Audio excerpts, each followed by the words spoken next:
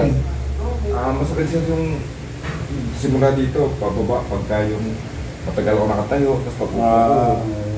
Mayroon kayo. Ang mga paa niya, para ng mga bato. Ito, bato na yan. Sobrang tigas. Sobrang ganito. Paano mag-hakbang?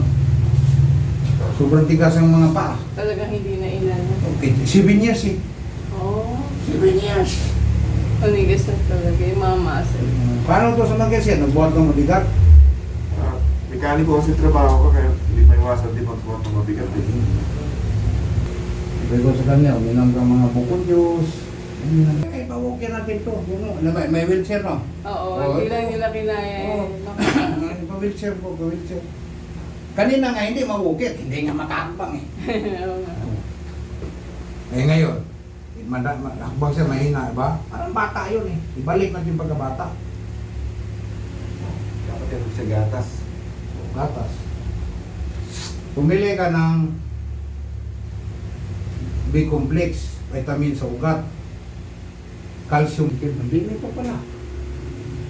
Ba? Yun. Para lang ugat. Yung pangatlo. Ayaw, kadalawa ka lang dyan. Oo, dalawa.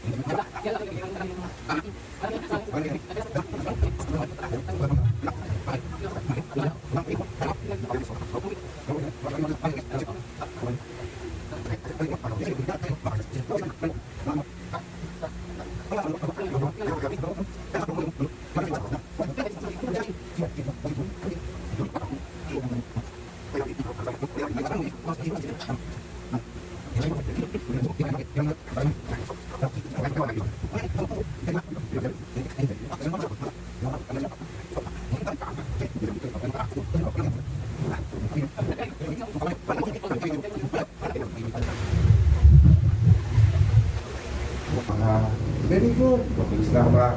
Bakit? Dati hindi mo alam yung paano umupo, no? Hindi, kaya lang Pilong pinaupo ko, diretsong huwag ka. Huwag ka sa akin, sa illegal. Tagilid ka, para makaupo ka. Nakatagilid na siya.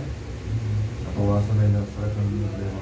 Samantalang yung hilong, Yun ang masarap yan sa ulo. ingit ka sa ilot, no? Marami may hininda eh. Arthritis. Yan ang buhay ng FW, sakit.